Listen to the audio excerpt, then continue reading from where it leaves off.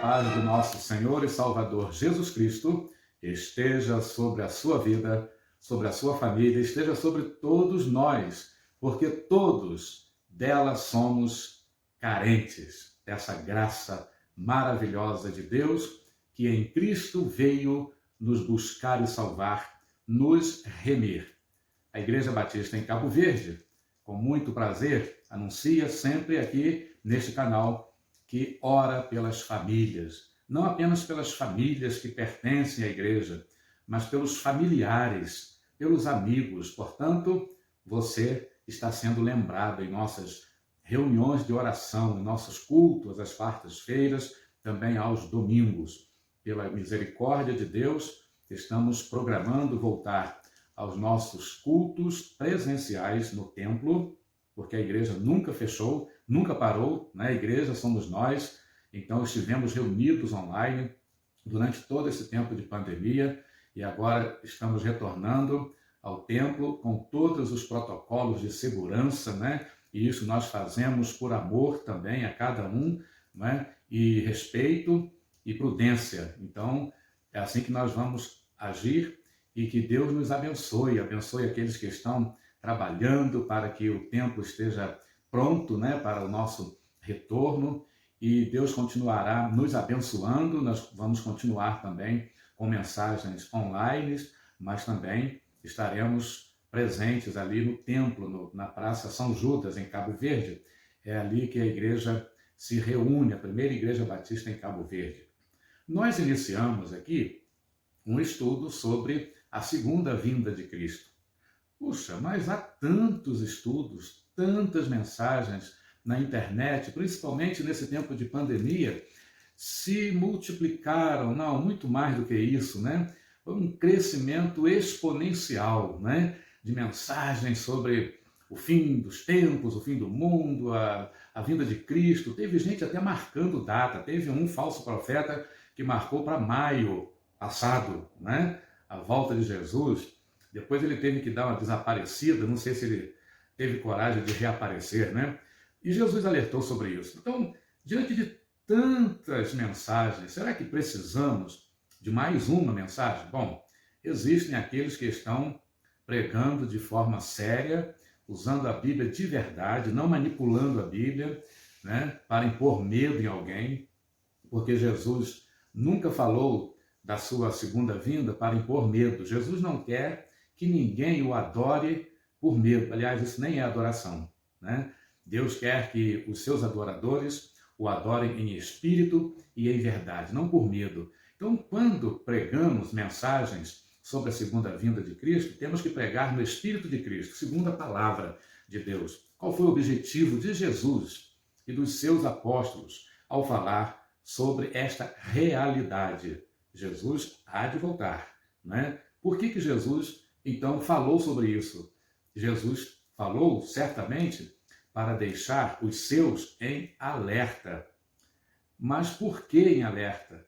Nós já vimos no primeiro vídeo que Jesus há de voltar, haverá uma volta súbita, pessoal, visível e corpórea de Cristo. Já entramos aqui na nossa introdução na semana passada, né? Então não vamos falar de cada um dessas verdades, né, pormenorizadamente, porque o nosso tempo aqui é mais resumido, né? Mas a volta será súbita, pessoal, visível e corpórea.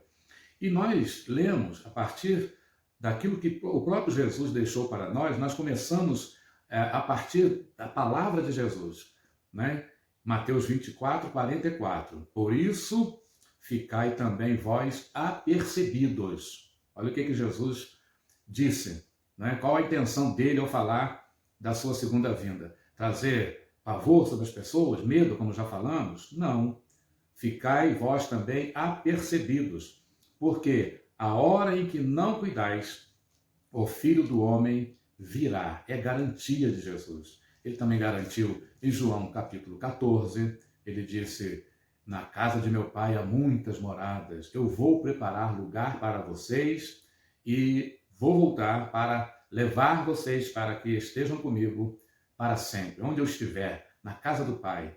Então, Não se turbe o vosso coração, não vivem com medo, né? Não vivam na angústia sobre o futuro, sobre a morte, sobre o que há depois da morte, sobre o fim dos tempos. Não fiquem apavorados, não fiquem com medo. Portanto, toda mensagem, qualquer mensagem que tenta imprimir medo, pavor, desespero nas pessoas, não é uma mensagem bíblica, não é uma mensagem segundo o Espírito de Jesus, de sua palavra. Então, Jesus disse para ficarmos apercebidos. Hoje nós queremos continuar pensando nessa expectativa. Qual deve ser a expectativa nossa em relação a essa verdade, a esse fato? Nós estamos tratando a segunda vinda de Jesus, ou a volta de Jesus, como um fato. Um fato, uma verdade, uma promessa feita por Jesus. E quem crê em Jesus, crê no seu caráter. E não duvida disso. Jamais duvida, em momento algum. Quem não crê, então, não tem o que discutir, né? Se não crê em Jesus, não crê no seu caráter, portanto, aquilo que ele disse não tem valor. Mas quem crê em Jesus como seu Senhor e Salvador, ouve o que ele fala. As minhas ovelhas ouvem a minha voz. Eu as conheço e elas me seguem. Não seguem o ladrão, o lobo e os falsos profetas, que Jesus disse que iam surgir muitos falsos profetas, falando em nome dele, falando sobre a vinda dele. Mas Jesus disse para que os seus ficassem alertas, atentos. Então, é positiva a expectativa, deve ser positiva a expectativa daqueles que aguardam Jesus em sua segunda vinda. Por quê? Nós vamos ler alguns textos que nos mostram o seguinte. Tito, capítulo 2, versículo 13. Tito 2,13 diz assim: aguardando a bem-aventurada esperança e o aparecimento da glória do nosso grande Deus e Salvador Jesus Cristo. Então, a expectativa é alegre para aqueles que têm Jesus Cristo como seu Senhor e Salvador. Aqueles que têm a certeza de que foram salvos pela graça de Deus em Cristo Jesus, então esses aguardam essa segunda vinda de Jesus com uma alegre expectativa, porque têm a certeza da salvação, aguardam para a salvação. Né? Que coisa maravilhosa. Também há uma mensagem na Bíblia de que aqueles que aguardam Jesus para a salvação têm essa alegre expectativa, espera de forma alegre, positiva, né? Não com medo, não com angústia, mas com alegre expectativa, porque é uma palavra de conforto, de consolação, de esperança, de fortalecimento, que lança fora o medo. Por exemplo, o medo de ser confundido. Tem gente que fala assim, mas como que eu vou saber? Eu posso ser confundido. Jesus disse que os falsos, né, e o anticristo viria, por exemplo, e poderia enganar, se possível, os eleitos. Então muita gente fica com medo. Olha só, na primeira carta de João, no capítulo 2, versículo 28, diz assim: e agora, filhinhos, permanecei nele. Está falando de Jesus, o apóstolo João. Permanecei nele, para que quando ele se manifestar, tenhamos confiança, não medo, não dúvida. Tenhamos confiança e não sejamos confundidos por ele na sua vinda. Não sejamos confundidos, não é? Então, é uma alegre expectativa que traz, que fortalece a nossa confiança. Aqueles que nele têm a certeza da salvação, da vida eterna. A outra alegre expectativa, outro motivo, né, dessa expectativa ser alegre e não de medo, não de pavor, né? Sim, haverá pavor, haverá tristeza, haverá dor, lamentação naqueles e entre aqueles que não aguardam Jesus para a salvação. não creram nele para a salvação.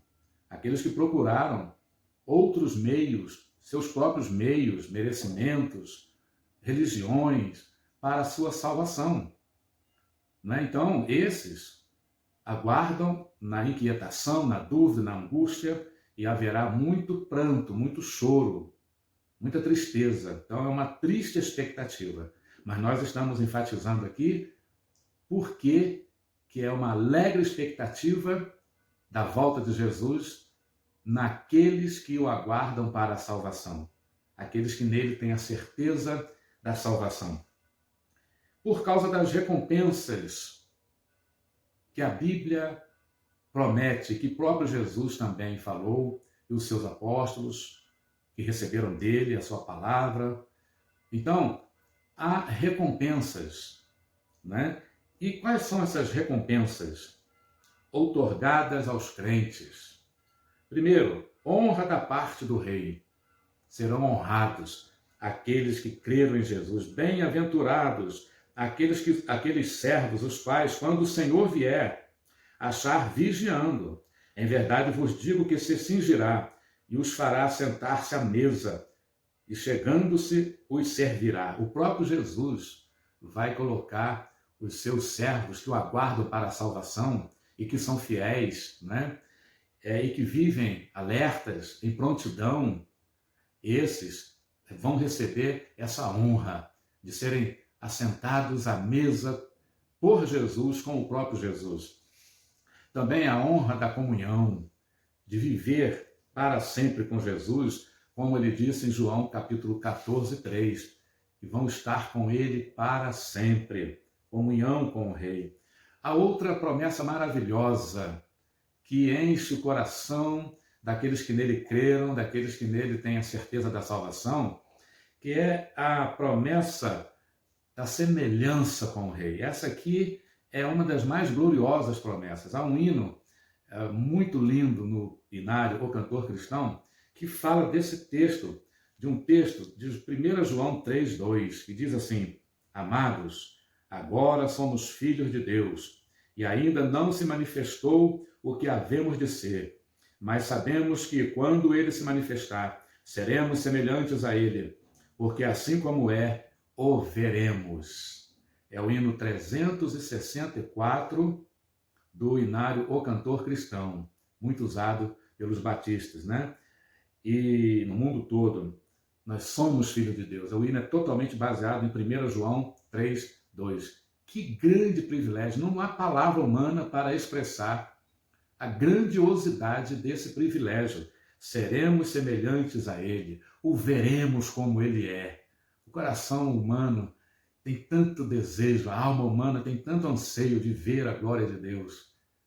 E aqueles que creram nele como Senhor e Salvador, a ele se renderam e têm nele essa certeza e essa esperança da vida eterna, podem cantar com essa doce, alegre expectativa, com João, o apóstolo João, aqui em 1 João 3,2. Amados, nós seremos semelhantes a ele, nós o veremos como ele é. Há também um texto em Filipenses, capítulo 3:20, que diz assim: Mas a nossa pátria está nos céus, de onde esperamos o Salvador, o Senhor Jesus Cristo.